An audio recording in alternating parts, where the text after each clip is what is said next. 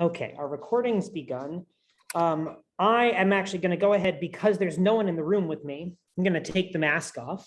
It's just you and me. Oh, it's so nice to see you. Oh. So welcome to our podcasts class, easy recording at home. So podcasts are really a nice way to build a genuine connection with your audience. I'm sure you probably know a podcast or two. There are many out there. Never watched one. Ah, fantastic. So this will be really interesting for you.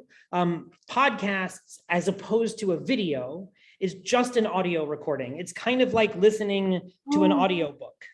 It's like radio. Exactly. And many of the podcasts that are out there in the world that you can listen to on Apple Music or Spotify or places like that actually are scripted, heavily produced, rehearsed and directed with sound effects and soundtracks. They really are radio plays of today.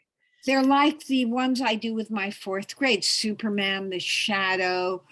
Like I would love to do a Black Panther radio podcast, if you want to call it, if we could put one, because I have the scripts from the movies, and it'd be great if we could make, because there's Wonder Woman, there's all those, but it'd be great to also have a Black superhero podcast. Absolutely. Black Panther. I love it. And we can definitely put together a project like that. Because I have the whole script. Oh, good. Yeah, this will be good. We'll learn some of the concepts for recording that can be used with the kids. And we're going to do a little bit of some of the editing as well. Fabulous.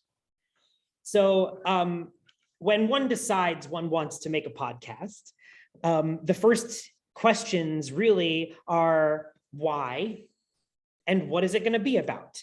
Podcasts that exist out there are really as varied as the people who create and listen to them, right? There are podcasts about history and pop culture and neuroscience. There are news podcasts. I listen to one courtesy of the BBC every morning that is basically a little 7-minute long recap of the day headlines. How do I get that? You'll let me know how to get that? I'll send you some links, yeah. Okay. And actually there's a fun podcast out there. It's a fiction piece, much like a radio play about, I have to remember what it's called. It's about a fictional town where this bunch of aliens have befriended the Yeti, and it's wonderful. So basically, if you can imagine it, you can podcast about it. So first, upon developing a podcast, we figure out— why is it called podcast and not radio cast? That's a really great question. And I don't actually know. I should look into what the pod is actually about, where it's derived. I don't know. But once we know what it's going to be about and whom our audience is, right? In this case, it might be something that you would make for a class. Certainly a history teacher or a math teacher might have supplemental material that they want to share with their kids. And it's a nice way to do it that the kids can then listen to on their own time. It doesn't have to be part of class. But then again, this project you were talking about is something you can do with the kids in class that then might be distributed both to the kids and to their parents as well. That's my plan for my fourth grade, to do some podcasts. Fantastic. I call it radio shows, but I'll call it podcasts. Radio shows. I love both. And they can be interchangeable. So if we were creating a podcast that we wanted to put out into the world, it's one thing when we're making things internally, we can kind of call them whatever we want. This might be Nancy's fourth grade theater radio plays podcast. Or The Shadow. Let's say it's or it might be The Shadow. With sound effects. It's so scary. Right. Or if I were making a series, it might be something as broad as crafting with Dove, or maybe it's actually a much more specific and narrowly focused, and it's Dove's advanced techniques for underwater basket weaving or something, right? But the idea is we know what it is based on the title, just like a play or a movie or a radio show. And once we have our name, it then becomes easier to kind of put out into the world. And there are all kinds of ways that we can do that. We can get really creative, but for the purposes of this today, we're doing things at school. So I might skip over some of that. Let's go ahead here. There are a number of common formats for podcasts, much like radio shows, right? There are sort of single host shows where it's a person just talking. Often they're educational, it could be opinion-based. There are multiple host shows where you have several people, and that's really good for sort of improvisational banter, opinions back and forth, people sharing stories with each other. It's like a conversation. There are scripted stories, which, as we were talking about before, are very much like radio plays, often heavily produced. And then one of sound the effects, right? With sound effects, exactly. and music. And I have some of those that we'll play with actually in a little bit. And then I think the most common that I find out there in the world are interview-based. And actually, you're a great person to have here as far as interview technique goes. And then the next question is, how long might my podcast be? Great. And this is one of those where everyone you ask is going to tell you something different. I say the answer is just like a play, as long as it needs to be without being any longer. I think there's no real one size fits all answer. Your podcast should be as long as is appropriate or necessary for the content that you want to deliver. You might find shows that are under 10 minutes. Like there's one called 5-Minute History or 60-Second Science that comes out regularly, and it's just a minute long. They're bite-sized and wonderful. There are shows like The Daily, which is produced by, I forget actually if it's NPR or the New York Times. I think it's a New York Times show. And they do a sort of deep dive into one of the top stories of the day every day. And they're usually about 20 to 25 minutes long. Wow, how great. There's one called the Accidental Tech Podcast that tends to be like 2 hours or so per episode, right? And then there's another one I found called Hardcore History. And they do these really, really deep dives into a subject. And I would say they're often as long as a full audiobook. They get very long. That's too long for me. Right? So I think no matter what the length, every one of these benefits greatly from editing. We trim it down. Do you think you should choose the length ahead of time? Because, for example, radio shows, half hour, bingo, right? Sure. So it makes you do, I think it makes you do good things rather than ramble, or I think that certain structures really help something like this. Absolutely. I think it's important I think probably the best thing you can do is to give yourself a maximum time. And then if you end up cutting it down shorter than that, that might be a good thing. But absolutely to fit within those limits. This sort of next question that many people will answer, it might not apply so much to you in this case, because this is a series. You have a number of scripts that you want to do, and you'll do them, and then you'll move on, unless the kids really want to do more, in which case you'll probably do more. But if someone were starting a podcast, another thing to think about is what the publishing schedule might look like. This is another one that sort of can be up to the person making the podcast. Some people do these as a full-time job, and they release one every day. Like that one I was talking about before, The Daily. There are other podcasts that come out every 2 years only. One called The Serial, and everything kind of in between. So I think if the goal is to have it as an ongoing project that might last for more than maybe just one particular class worth, it's a nice goal to say, I'm going to do one weekly or twice a month or monthly, because the repeating pattern, the idea of making it habitual, is really a productive thing. And it also helps for those moments when you might not be feeling quite so motivated to do it, to know, well, I haven't done one this month, so I have to do one, and then you do. It also helps to build that sort of audience loyalty. If your students or your listeners know, right, just like any serial anything, if your listeners know that I get this on the third Saturday of every month, then they start looking forward to it and they miss it when it's not there. And if you miss one, then they might not come back to look for one the following month. They might think, oh, well, this isn't happening anymore. Mhm. So I think regularity is an important thing for many people doing this.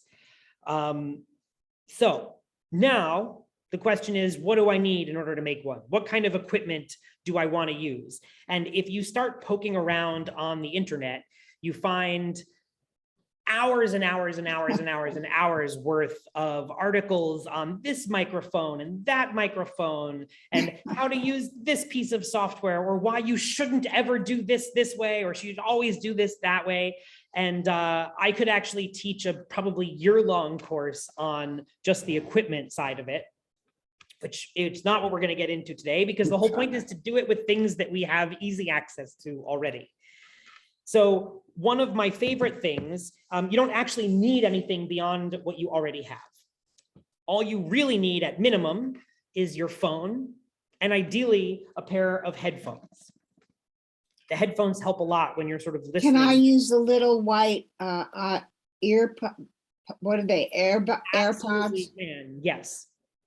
And those are pretty good. A lot of people do use those. And the microphone in them is actually surprisingly not so bad. Oh, good.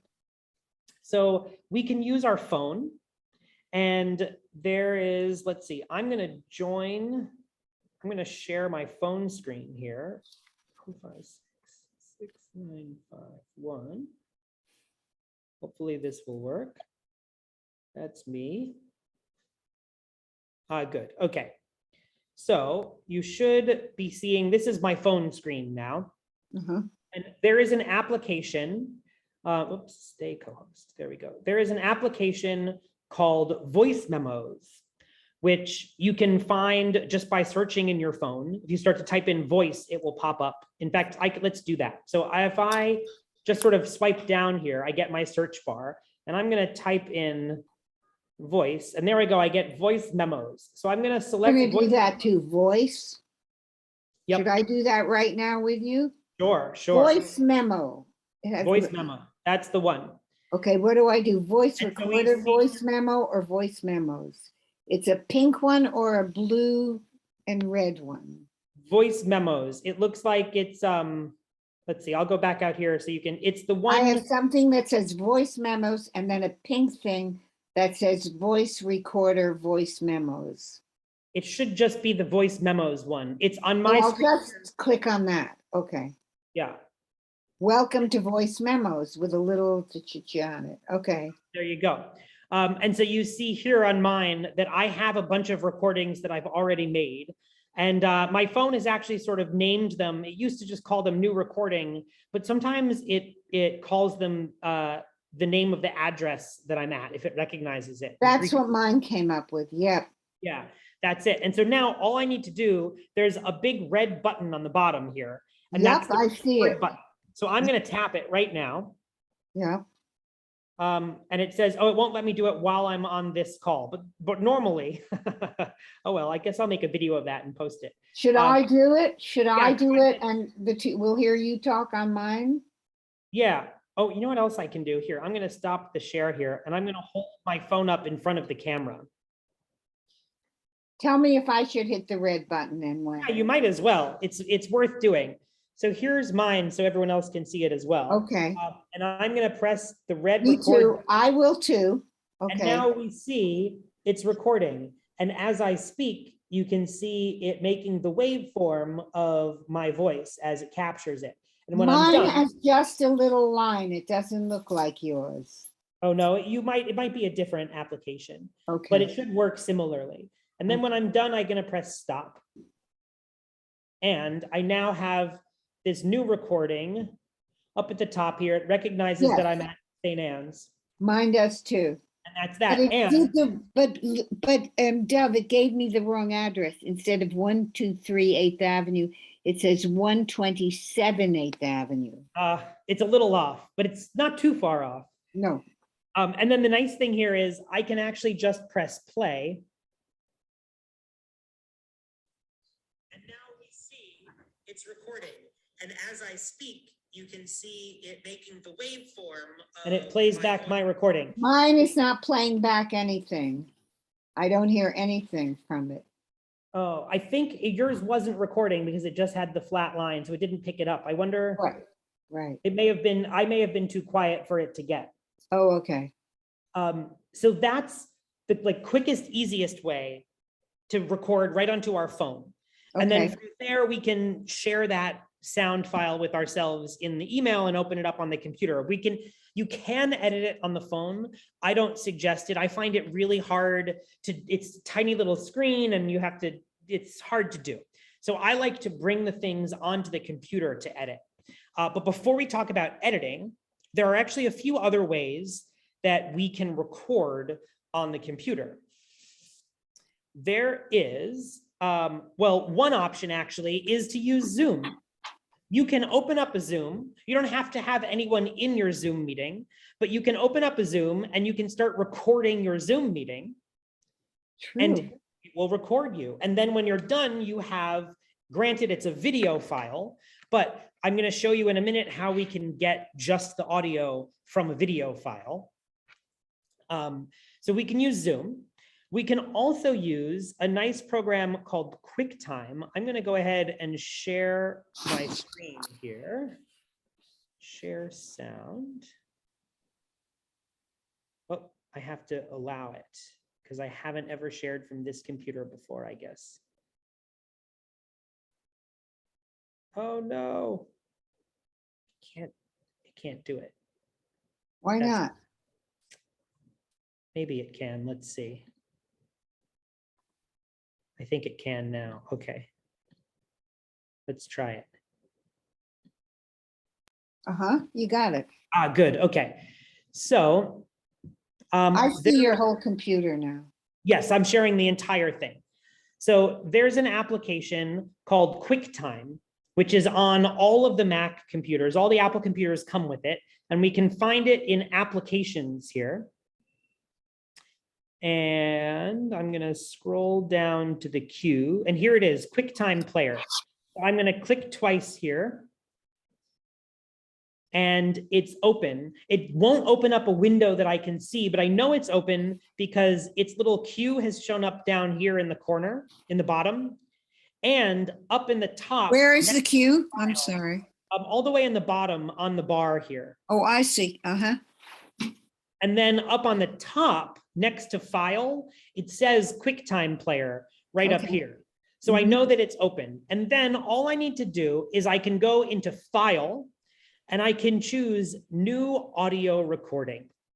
And so I selected that. And once I do that, I now have, let's give it permission, I now have this nice Windows popped up, and you can see that the meter is going. As I speak, it's picking me up in the microphone. And when I'm ready, I can press this record button right here. And now it's recording. It's not going to let me record right now because Zoom is taking over my recording. But normally it would just let me record there. And then when I'm done, I can press the stop button, and I will have a nice file of my audio recording. That's a shame that I can't do them simultaneously. I should figure out how to display something like that. Maybe I'd make a video of doing that and play it. Interesting. So QuickTime is another way to do it.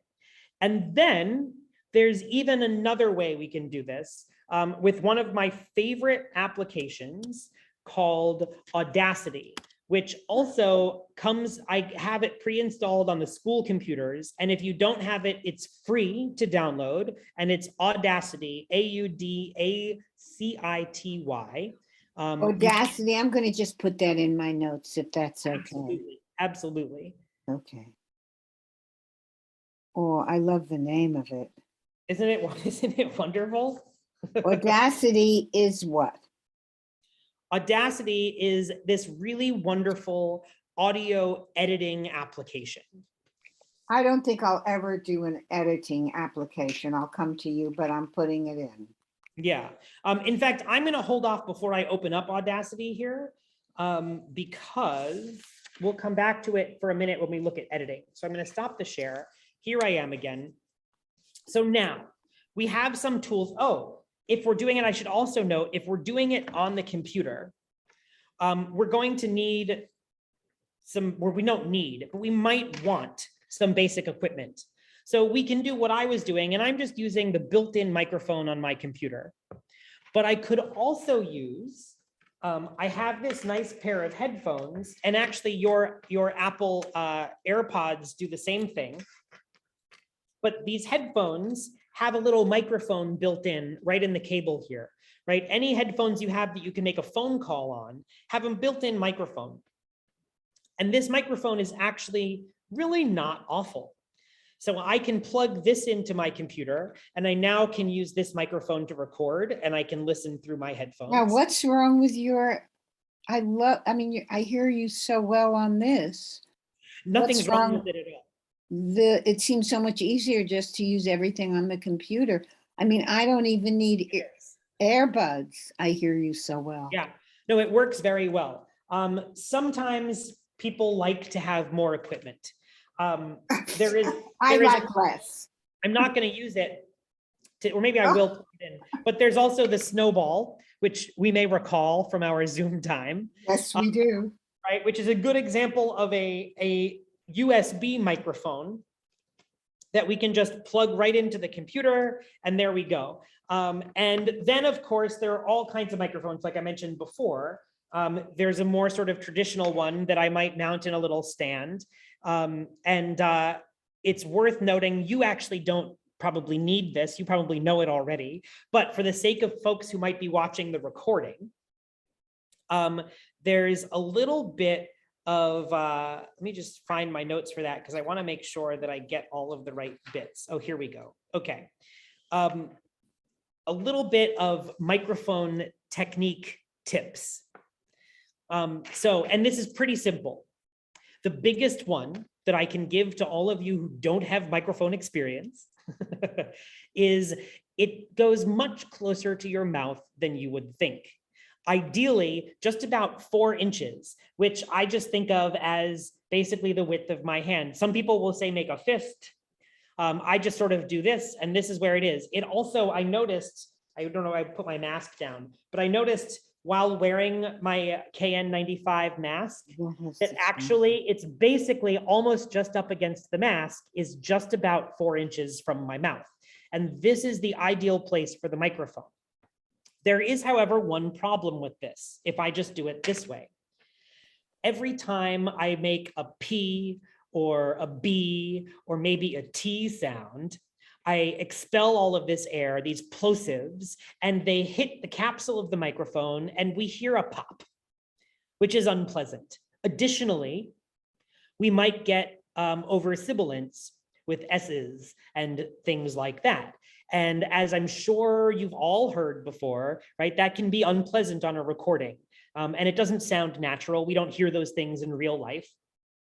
So there is, of course, a tool you can buy that fixes this called a pop screen that you may have seen, right, which is basically like a little piece of, sometimes people make them out of pantyhose, stretched right in front of the microphone, and that stops that air from coming out of your mouth and the plosives and hitting the actual capsule in the microphone. But an even better trick is to just move the microphone at an angle. So instead of my my speech and my air going into the microphone, I'm going sort of just across it. So if I make a big p or duh sound, right, that air is going past the microphone head and not hitting the capsule itself. So an angle just off to the side, about 4 inches from my mouth, is really the ideal way to position myself in relation to the microphone. Dov, can I interrupt?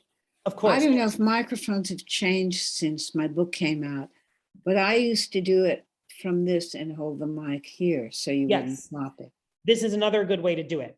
In addition, you could, instead of the angle off to the I side, used to do can like put it- this. you can put it right below, right? And this is one as well, right? So you're not talking into it, you're talking just. Exactly. Once again, we're sort of talking across it. And I sometimes do this way, and I sometimes do this way, mostly based on the setup I'm in. If And you're what- on camera, you don't want the mic in front of your face. You want it here. But Exactly. since you're not on camera on podcasts, it doesn't matter. Exactly right.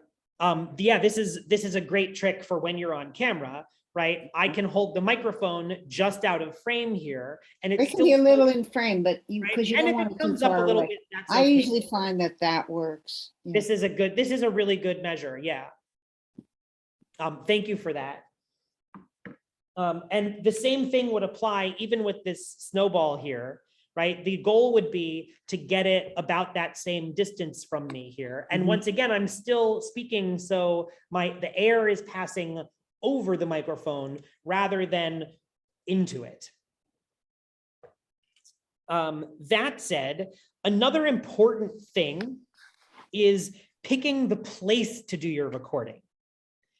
If you are in a room with lots of hard reflective surfaces, and when I say reflective, I mean that would bounce sound rather than actually are mirrored, then you're going to have lots of reverberation and echo. Like the room I'm in now, not so great.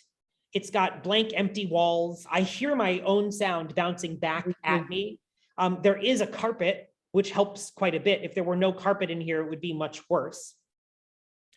I love singing in the shower because the echo is just sublime, but it doesn't work for recording on a microphone. So in order to avoid reverberation, you can look for a large room, right? Quiet is good, so we don't hear sirens going by or dogs barking or children shouting outside of the window if possible. Or if you find yourself in a confined space, right? I actually really like to go into my coat closet.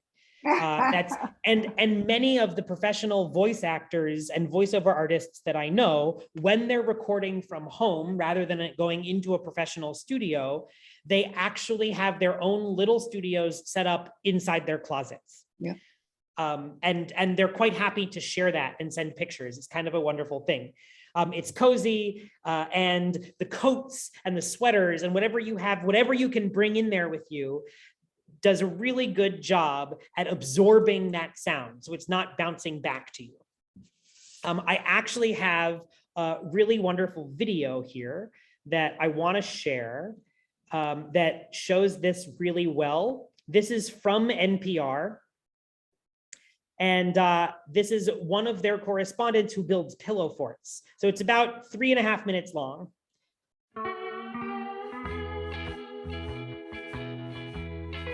Hi, I'm Alyssa Nadworny for the Student Podcast Challenge, and this is an NPR studio. It's a soundproof room where we record podcasts and news segments, and we interview famous people. And I'm here today to guide you through making your podcast sound better.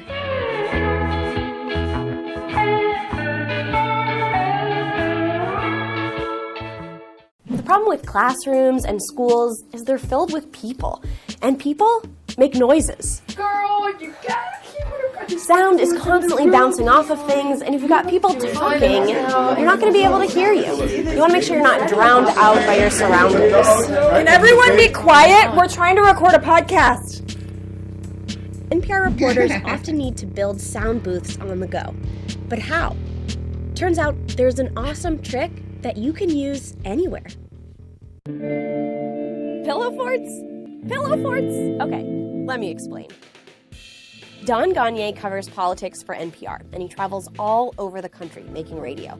He's a big deal, so you should listen to him. Notice how he positions the pillows. That's because the soft pillows muffle the sound. You want the sound to bounce off as few surfaces as possible. So the pillow fort is basically built here, right? But what I do before I start recording is I might just make a couple of adjustments. I'll talk a little bit into the fort and I'll go, okay, there's a little bit of metal over there, like a panel, and I just want to cover that up a little bit because it might echo.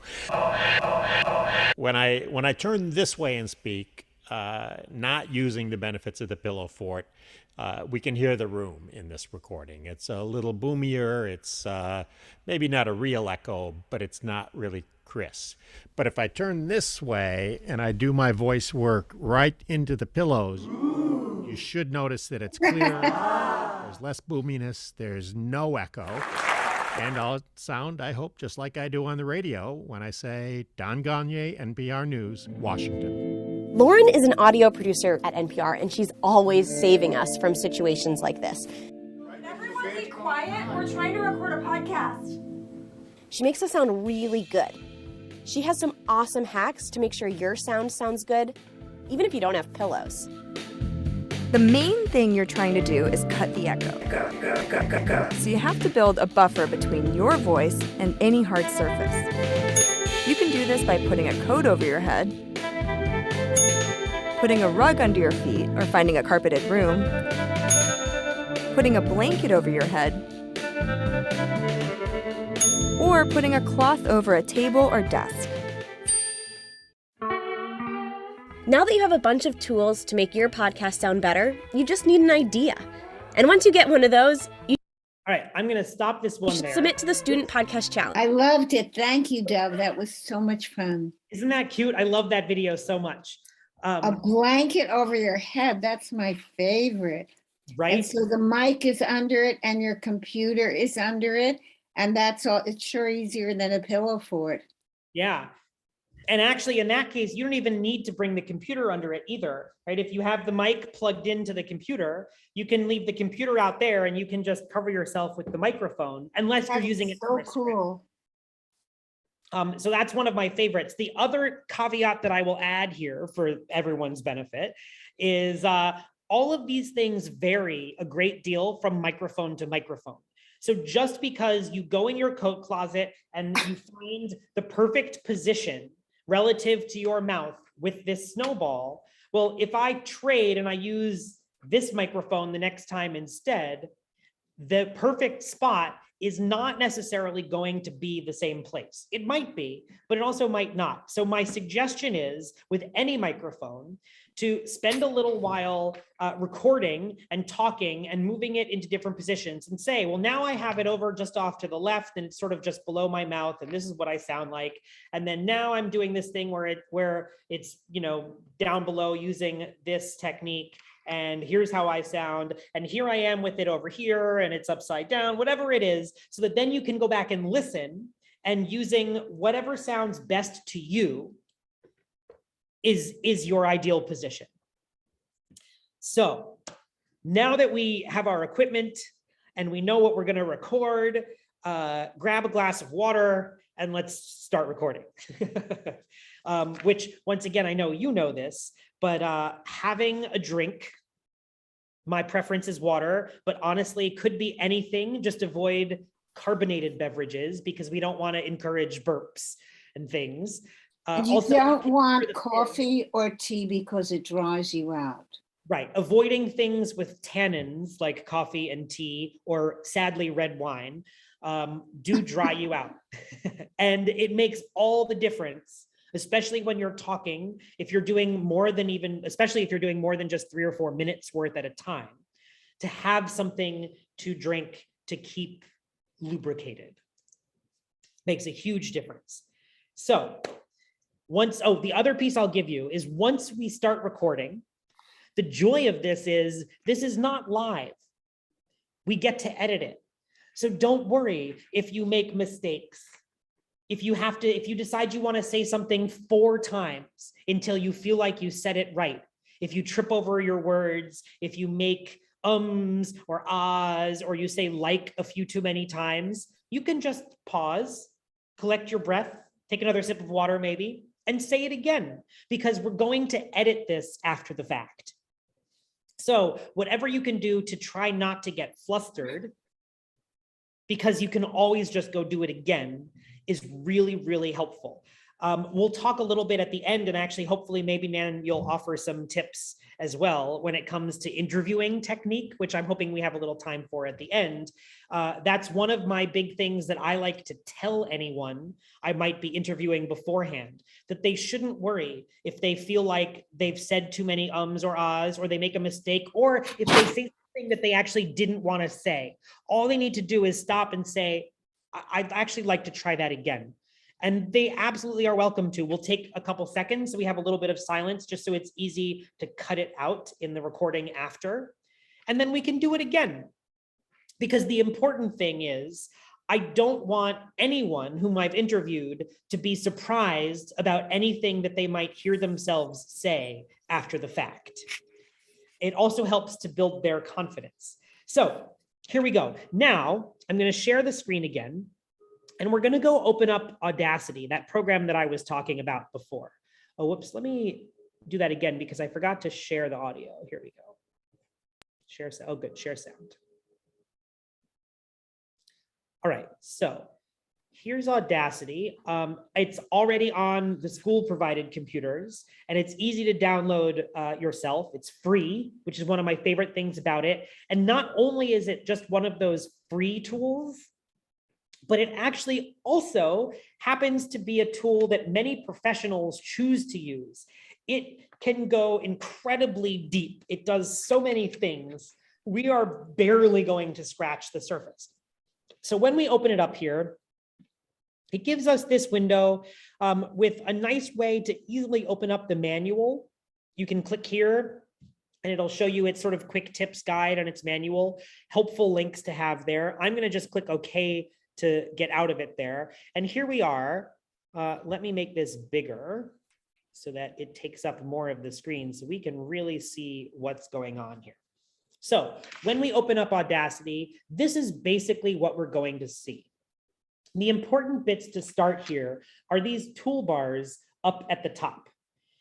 Over here in the top left corner, right, what look like a set of VCR controls, we have pause, play, stop, rewind, fast forward, and record. Those are called the transport controls. And those do exactly what we think they're going to do. Once we have some audio in here, they will play it or stop it or pause it. And this record button is how we're going to record our own sound. Next to the transport tools right here, we have these six guys, these six little buttons, and they're the tools, actually. In fact, I think they're called the tools toolbar. Then next to them over here, this is our microphone level meter. This is actually really important because it's going to help us set how sensitive our microphone is so we can control the volume at which we're recording. But we're going to look at that in a second. I'm going to keep going through the toolbars first. Next to that is the playback level meter. And this is how loud are the speakers when we're playing back after we've recorded, right? How loud is the sound that we're going to send out to our speakers? And then to the right of those, we actually have the volume adjustments for those two things. This one on the left is the gain setting, right? Is how loud is the microphone going to be? And this one on the right here, the speaker one, this is the playback volume, right? The microphone volume and the playback volume. Below it down here, I'm going to sort of skip over these for right now. And the other thing I'm going to mention about this is all customizable.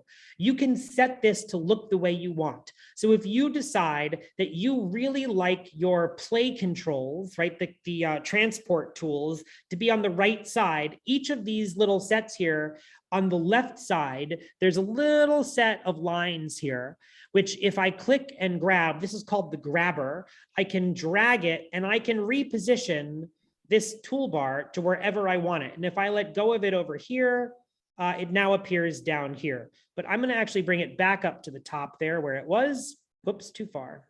There we go. The other thing I could do is over on the right side, I can click and drag to set how wide it is. So this is actually particularly useful for things like the microphone volume and the speaker volume. If I drag it over to make it longer, in fact, I'm going to bring this down here so I have more space. If I drag it over to make it longer, now I have even more fine granular control of setting my levels. I can be much more specific in how loud my microphone is, which I think is a useful tool. Moving down from there, this next set here, this is our device toolbar. We're going to ignore this one that says core audio. This is called the audio host. There aren't even any other choices here other than core audio, and that's fine. But what matters here is this one here next to the little microphone symbol.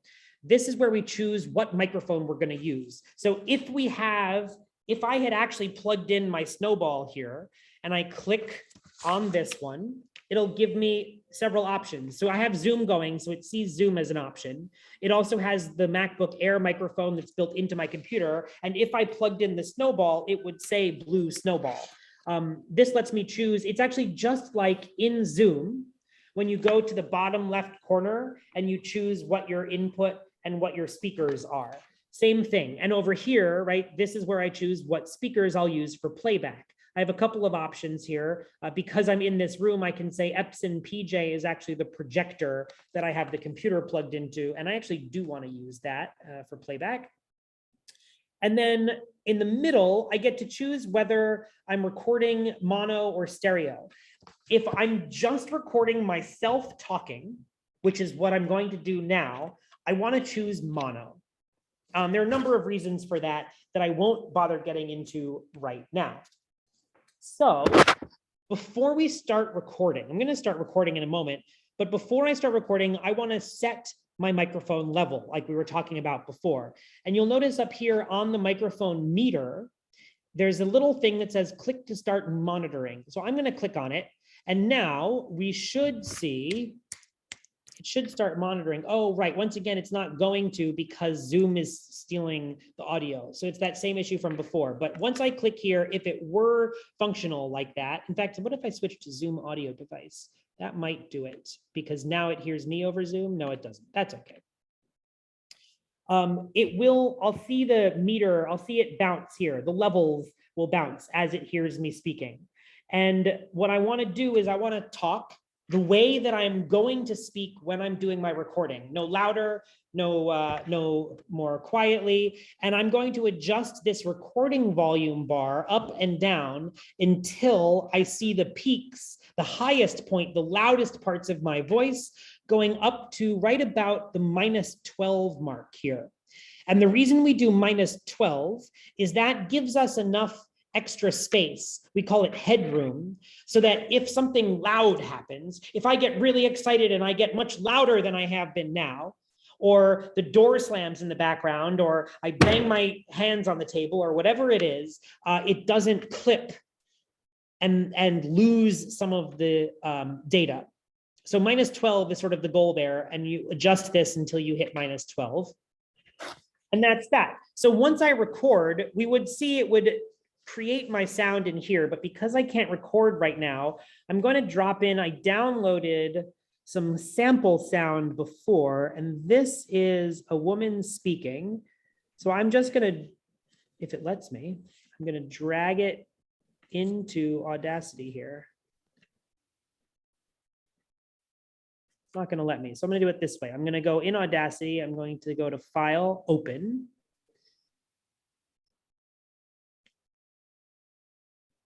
Harvard, here we go.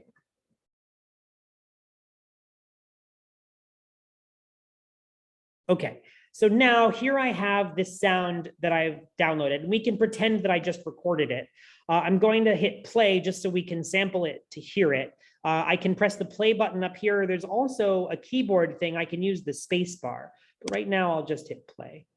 And you can see it silence at the beginning, and right about 6-7 seconds in.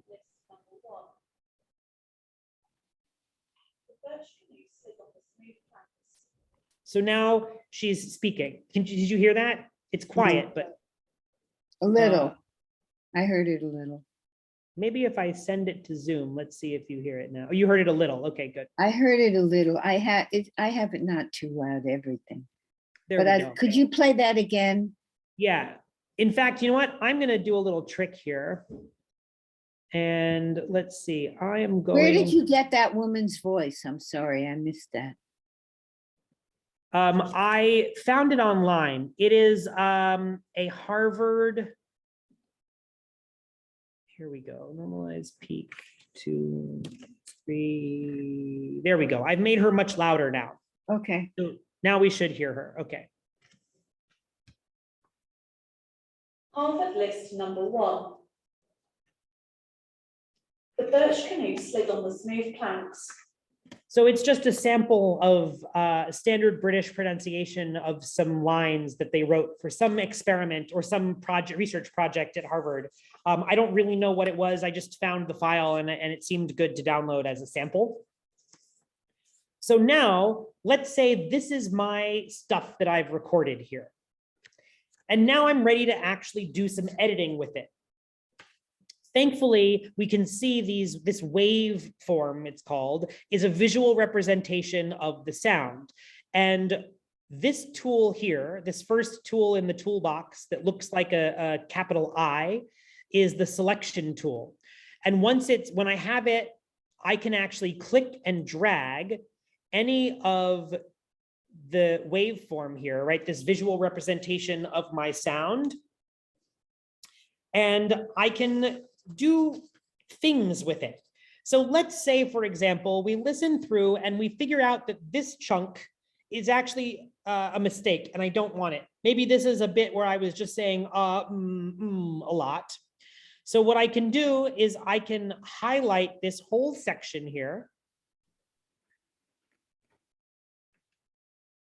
And then once I've got it highlighted, I can actually just press the delete key. And when I press the delete key, it got rid of it. And you'll notice that it also scooched everything that was after it up to it. So now we have this file, right? And if I go back here. The birch canoe slid on the smooth planks. It's easy to tell the depth of the well. It skipped over that bit. It deleted that bit that I removed, which is kind of great. So that's the way to get rid of things that we don't want. This also is a good moment to note that this tool, Audacity, is actually what's called a destructive editor, which means that when we make changes here, it actually will make the changes to the original audio. So in order to not lose anything, because I want to save everything, even if I'm not going to use it, just in case. What I want to do is actually save it as a copy. So I'm going to undo that delete that I just did, which I can do. I like to press Command Z, and that's undo. But I could also go up to Edit, and I can press undo from up here. And I put this sound back in that I just deleted. We can see it's still highlighted. And what I'm going to do is I'm going to go up to File, and I'm going to choose. Oh, I thought there was a Save As. Oh, here we go. If I do Save Project, I can choose Save Project As. And when I get Save Project As, that's fine. It's going to give me a little warning, but I'm press OK. I'm going to say, I can just call it something a little different. Maybe I'll say working copy, just for right now. Or working copy 1. Working copy 1, right. I might have several. And so now we can actually see right at the top here, it's now, instead of it just being the Harvard List 1, it's now the Harvard List 1 working copy. So I can make changes here, I can delete things, and it doesn't touch the original file, which is still going to just be Harvard List 1. So now I'm going to go back and I'm going to delete this again, because we didn't want that bit. And maybe I also decide that I don't need, there's a whole lot of empty space here that I don't want. So I'm going to highlight that. And once again, I'm going to press delete and it scooches it over. So now I've gotten rid of some of my empty space. And then there's actually something else I can do. So if I didn't want it to automatically close that gap, like let's say for some reason, I want to get rid of this chunk here, right? I forget what she says here. Let's find out. It's easy to tell the depth of the well. These days, a chicken leg. Oh yeah, it's easy to tell the depth of a well. That was an accident. We don't actually want that, but I do want it to leave the space. Well, as we saw, if I highlight it and I press delete, deletes it and it scooches everything over. So I'm going to undo that because what I want is to leave some blank space there. And the way that I can do that is going to the edit menu right up here, edit, and then remove special. And if I say remove special, whoops, I get these options, split cut and split delete. Split delete will take it away, but leave that space in there. So I can say split delete, and now we see it's just removed it. And it actually is now 2 separate audio clips with a space of about, what is that? Maybe 2 seconds or so between them. I will note that split cut is actually just like cutting and pasting, which I can also do with this.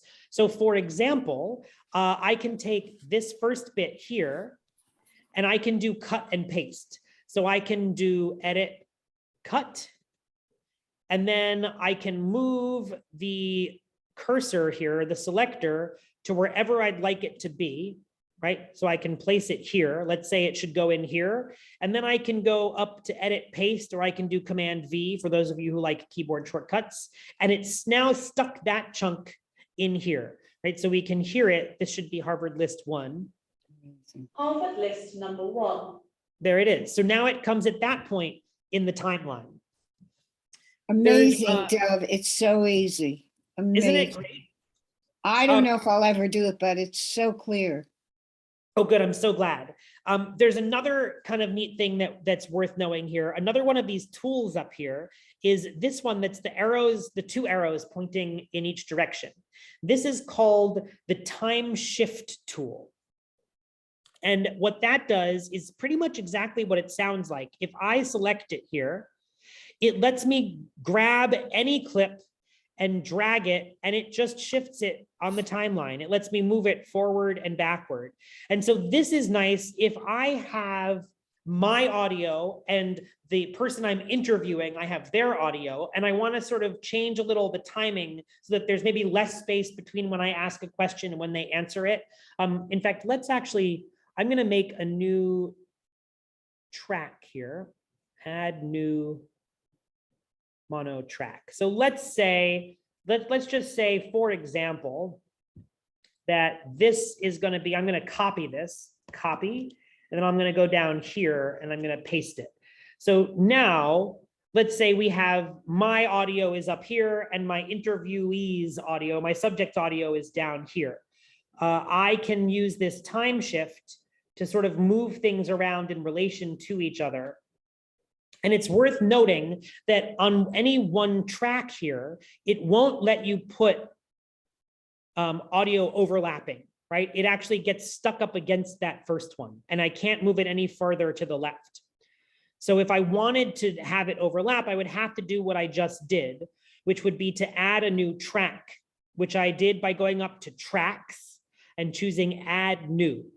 And I chose mono just because we have a mono audio here, because that's what we created. And so now actually I have, we'll see, we have this bit and this bit and then this bit and then this bit. And if we go to play it from here, we'll hear Rice that. is often served in round bowls. The hogs were fed chopped corn and garbage. The juice of lemons makes fine punch. It's kind of funny text. Can I ask so- a question, Dove? Of course, please. It's sort of 2. This is like photoshopping sound. Is that correct? Exactly. I think that's a really nice analogy. But can Yeah. I ask the next question? Please. That really scares me. By transposing different sounds, it might give a different meaning to what I meant when I said something. Yes. And that's an Fake important news, thing. shall we say? Yeah. And that's an important thing, that we don't want to change the intent behind our subject's But you speech. can. But we can, yes. Wow. And this is a very easy way that folks Ethically, can manipulate, right? And it is ethically an important thing to consider. There's another fun thing I want to show you, especially because you were talking about a radio show and things that are a little bit more produced, I want to add, let's see, if I import into here, I'm going to go up to File and I'm going to choose Import and Audio. And then now I happen to also have some music that I grabbed, which here we go. Yep. Okay, so now I have this nice cantina music, which we can listen to. Whoops, can we? Here we go. The hawks were fed. Oh, I want it here. So there's that music. And there's another fun thing that I can do here. Let's say I'm going to actually just move all of this sound over here so that we're just, or we'll use, yeah. Let's see, what am I going to use? I'm going to just take 2 or 3 little bits here. So I'm going to go back to my select tool here, and I'm going to highlight this to get rid of it. I don't want this anymore. And let's say I'm going to get rid of the empty space at the end here. Okay. And then just for the sake of right now, I'm going to just shove all of this audio off to the side here, just so we don't have it, because I want to just look at this. So let's say, for example, this might be my introduction. I have my music here, and I want the music to keep playing a bit under this bit of voice. And then I might want to hear my music until it ends. And let's just say, I'm going to imagine that the music ends around here. It doesn't, but we're going to let it. So I can use this tool here, is called the envelope tool. And when I select it and I choose a track, we get these gray bars here on top and below. And if I click them and drag them, oops, that's not what I wanted. Here we go. Get rid of that. Okay, and if I just click on them and drag them, it changes the volume here of the track, right? As I pull it up, it makes it get louder. And as I push it down, it makes it get softer.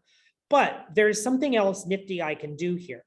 If I make a single click, it creates this dot, which I'm going to get rid of that one for right now. This dot lets me change the level from this point. So if I set a dot here, and then I set another dot here right before my audio starts, I can do this to make it get quiet. So now it's going to be really quiet under my audio. And I can set another point here, and then let's say another point here to make it get louder again. So now if we listen, we can hear how this goes. Oops, can we? I got to go back to the selection tool. Here we go.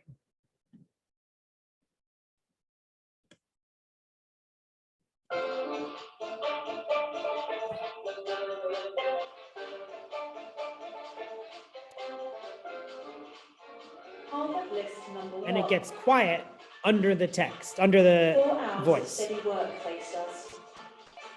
And I might actually decide that that's not nearly quiet enough. So I can use these points that already exist here, and I'm going to make it get really quiet. And the same thing down here. Okay, let's try it again and see if that's a little better.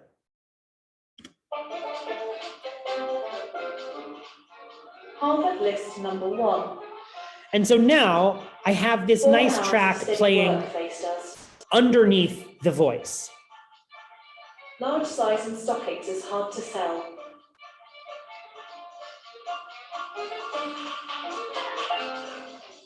And it comes up to full volume there again in the end. That's the envelope tool. There's another thing you can use to sort of automatically do a fade in or out. And for that, I'm going to go back to my selection tool, which I have here. I highlight wherever I want the fade to begin, and we're going to do a fade out here. So I highlight the whole end of this track here, and this means it'll start fading at this point all the way to the end of the track. And I'm going to find that by going up to Effect. After I've highlighted it, I'm going to go up to the top and choose Effect, and then Fade Out. And now you can see the picture of the sound changed, and it actually goes down to nothing. I can do the same thing at the beginning of the track if I want. If, let's say, it starts in the middle of the song, I'm going to highlight the bit I want, And I can go back up to effect and choose fade in. Now, same thing here. And let's listen to that nice fade in. All right, there we go. And I'll skip ahead to the end here and let's listen to our fade out. One tip I can give you there is always use a longer fade out than your fade in. That's just a sort of best practices thing. It sounds a little more natural. There is another thing I want to show you, and that is one of the things you might use most often, and it's getting rid of background noise. Well, let's say, I'm going to get rid of this for a minute because I don't want to hear it. Let's say that instead of this being music, this is background noise. I can highlight all of this stuff where it's quiet. I should really do this over here in the audio, in the voice. I can highlight anywhere where there is not speaking, where I don't have my text happening, my voice happening. And with that highlighted, I'm going to go back up to effect.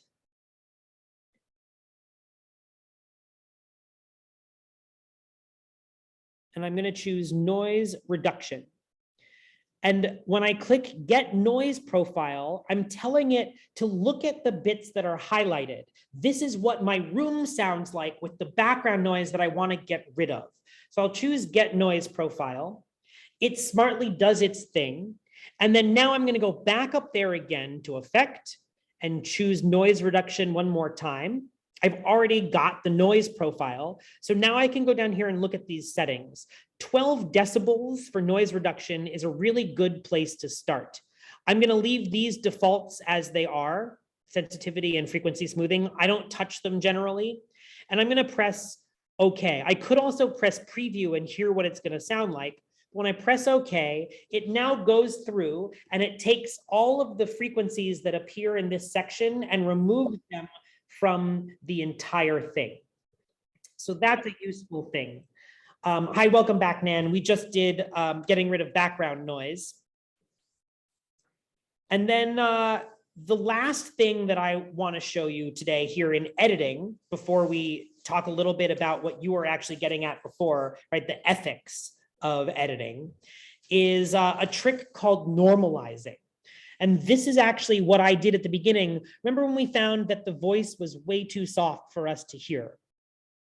In fact, I'm going to get rid of this whole thing and I'm going to bring it back in again. So I'm going to go back to import audio and I'm going to choose that Harvard List 01. That's that sound we started with. And I'll press OK. And here she is again. Oh, interesting. It brought her into a new track, but that's fine. She's down here now. And notice, look how small the waveform is. We can tell that that's going to be too quiet. So what I can do is I can select all of it. There's also a nifty shortcut here. I can choose Command A, and that actually highlights everything, for A for all. And if I go back up to Effect, I can choose Normalize.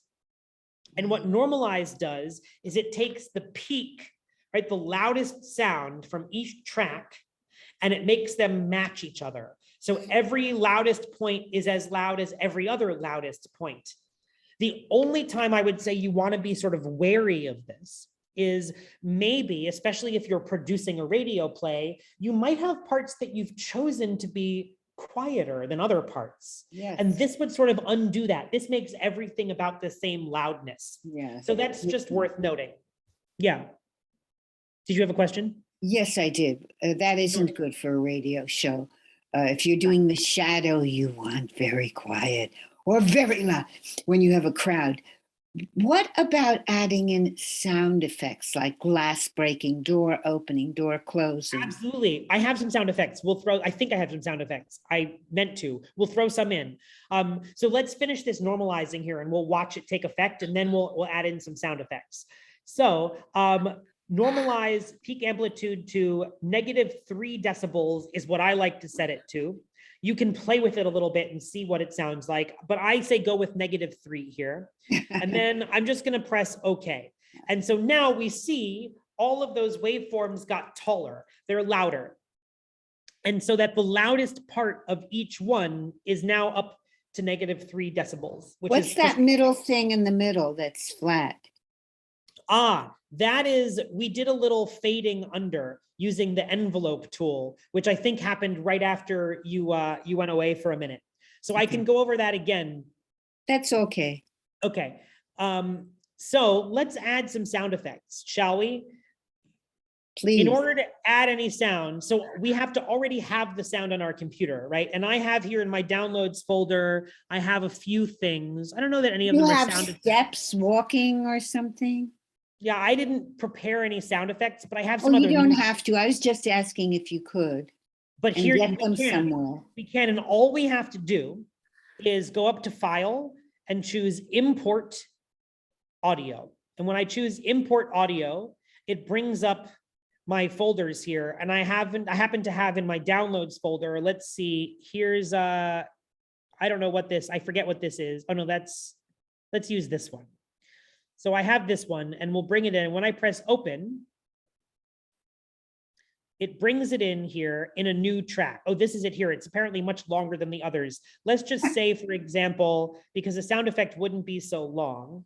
Very Let's sure. say it's just this bit here. So I'm going to delete all of it there, except for this. We'll say this is our sound effect. And now here it is. I want to take the time shift tool here, right? Which is the 2 arrows, which lets me drag it and I can put it anywhere I want. So if we So say you put it under someone talking as well.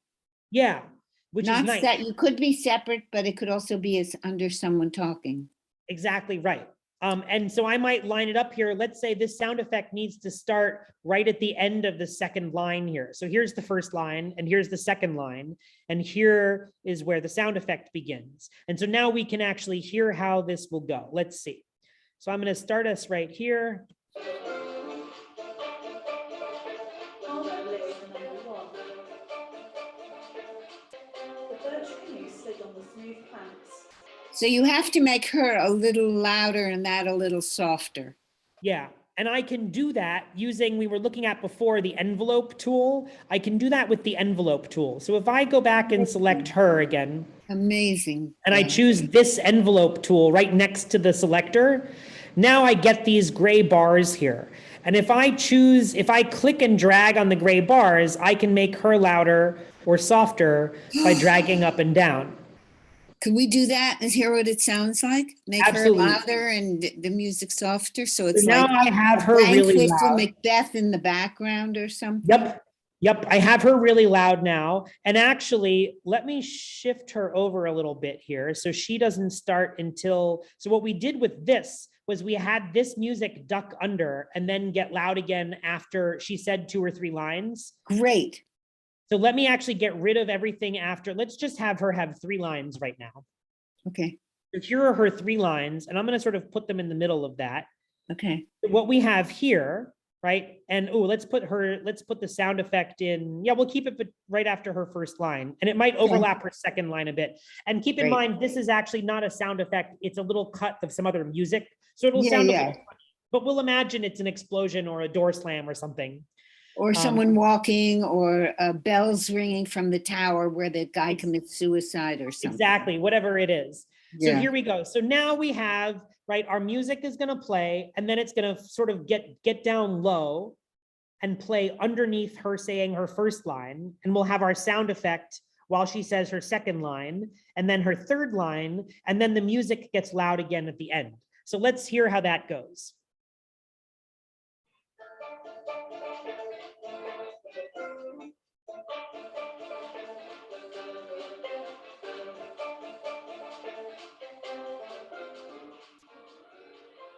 Harvard list number 1. The birch canoe slid on the smooth Lovely. Oh my God, it's fabulous.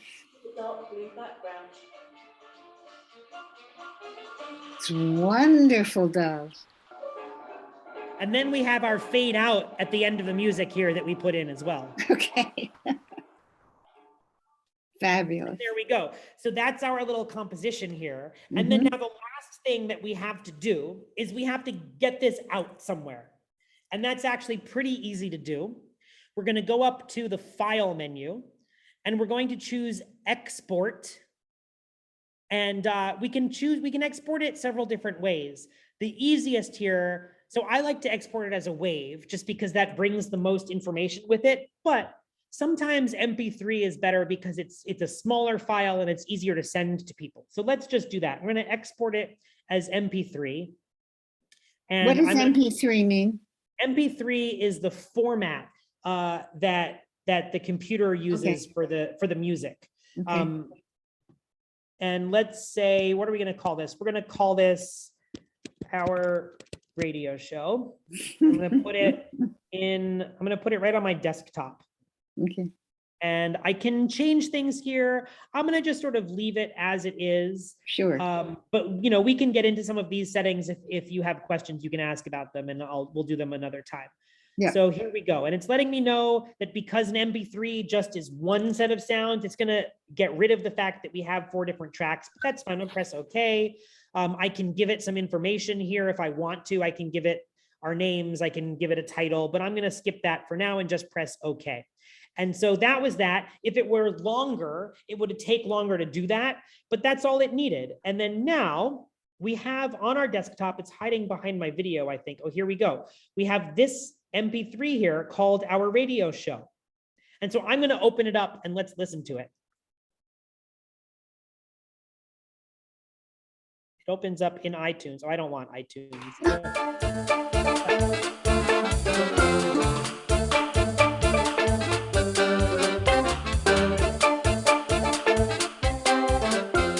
We get the idea. So I'll quit out of there. So there we go. And now this is a file that I can attach in an email. I can put it in Google Classroom. I can put it in Google Drive. I can do whatever I want with it. And so now we've cut together our little bit of a show. With that, I'm going to end the screen share here and come back in. And I want to share just a few little tips for editing, because if we do a big interview or we talk for a long time, I might have hours of content and I need to make a 24-minute maximum podcast. So some of the basic questions are, or things to keep in mind, that especially when doing interviews, it's okay to cut things like parenthetical remarks, digressions, ahs, likes, like we were talking about before, even entire questions and answers in an interview. So long as you mentioned before, right, we have an ethical obligation to our subject, so long as the essential context remains and that we're not altering the meaning and the intent behind what our subject has said, right? We don't want to mess with that.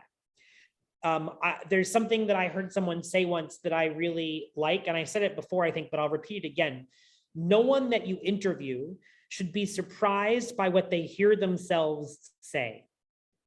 And that, I think, is a good kind of guiding principle.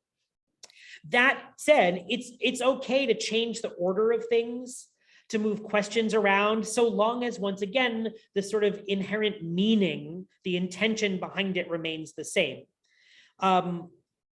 Another thing to keep in mind is if you move one question and answer to before another, that you should make sure that it doesn't rely on any sort of necessary first reference context, right? That in order to understand this answer, we don't need to have already heard this other answer. If they're not related to each other, then that's fine. We can have them in whatever order we want, which is something. Can I say something?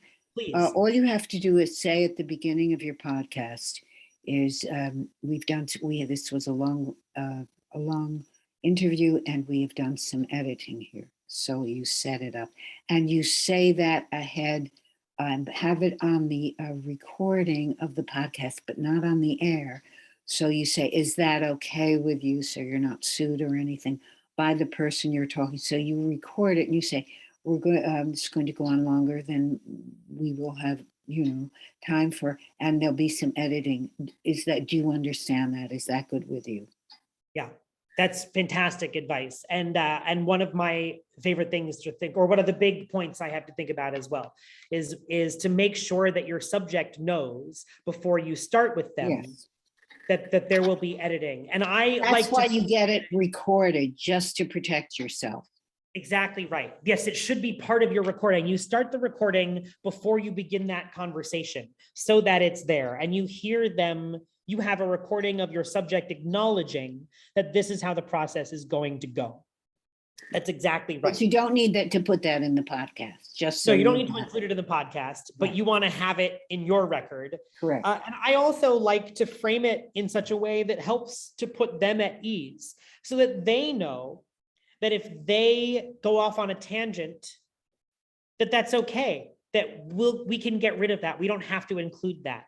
Or like I said before, if they want to try saying something again or rephrasing because they don't like the way it came out, that's fine. All they need to do is either just stop for a moment, gather themselves and do it, or they can say to me, hey, I'd like to do that again. Can we do that again? Would you ask me the question again? Really? Okay. And yeah. And I just want to throw this in.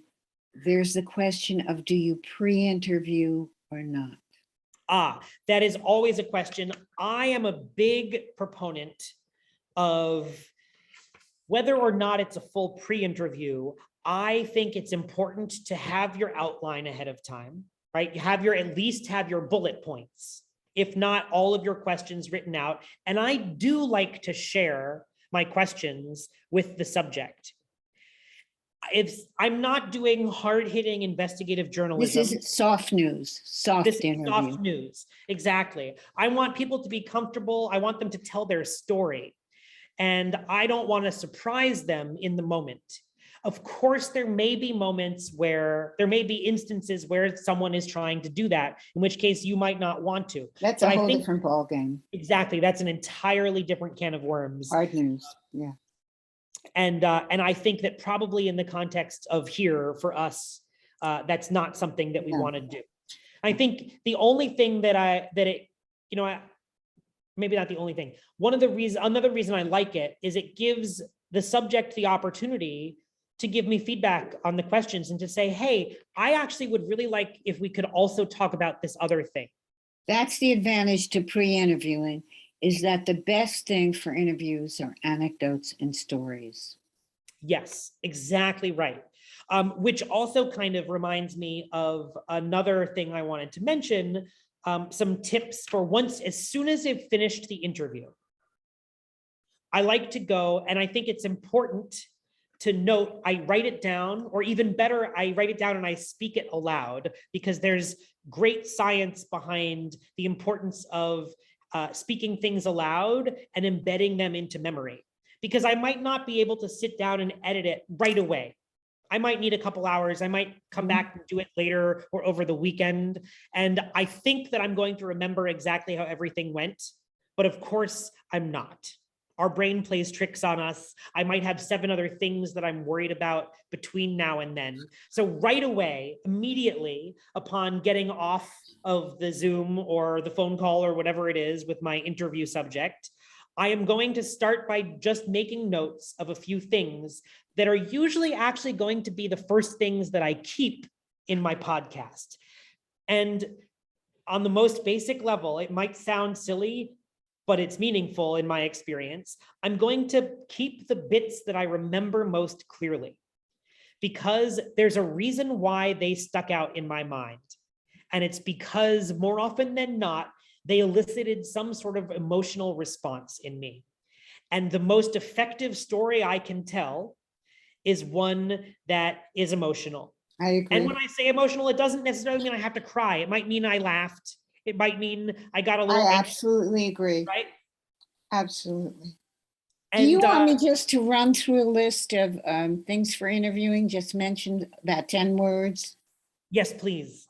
Okay. You have to be prepared for your interview. If someone wrote a book, you better read it. Be prepared.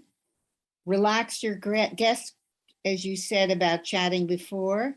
mentioning a piece of clothing or something that's familiar, or a Lunar New Year, something they can relate to. So relax your guests. Have a conversation. It's always a conversation, right?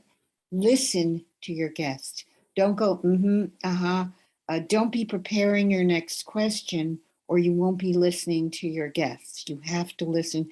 If they say something, I killed so-and-so, and you say, so what time did you meet your fiance or whatever? Listen quietly without ums and ims and hims, which I tried to do for you. Keep the energy level up and ask a worthy first question. And the shape of an interview might be an inverted triangles. Go for the specifics first. Specifics, don't say, how was your day? That's so fucking boring. Then at the end, you can say, if you were an animal, what kind of animal would you be, or something like that. People love those. I mean, the interviewers love the questions, the people don't. Go for stories and anecdotes, exactly what you said. An emotional story is the best kind, which you said, because you're a wonderful interviewer. Make sure you ask tight questions and ask one at a time, or the interviewee will answer only one, and you've asked 2 or 3 questions at a time. So ask one question at a time. You're going to say? I know, I like that. I was going to ask you to talk more about what you mean by a tight question, but you did. You answered it. Oh, a tight question can go on and on, but ask one question at a time. You'll hear so many people at interviews asking 3, and only one is answered, So don't let the guest ramble. Try, it's your interview. That's one of the hard things. Try and keep them to this wonderful story they're telling instead of talking in parentheses. But you can edit, as you said, and avoid questions that get yes or no answers because they're boring. And my last one is always be polite. Oh, fantastic. Thank you so much for those. That is gold. This is gold. I know I won't do a lot of, but if you come to my 4th grade and could help me add some sound, I'm having kids do it right now, which we may end up with, but of course. This is so interesting. Oh, thank you so much. And I appreciate your being such a good sport and catering to my pretending that there were other people here. We're off camera now, right? We're off. You've stopped recording, yes? I am stopping the recording now. Good. Okay.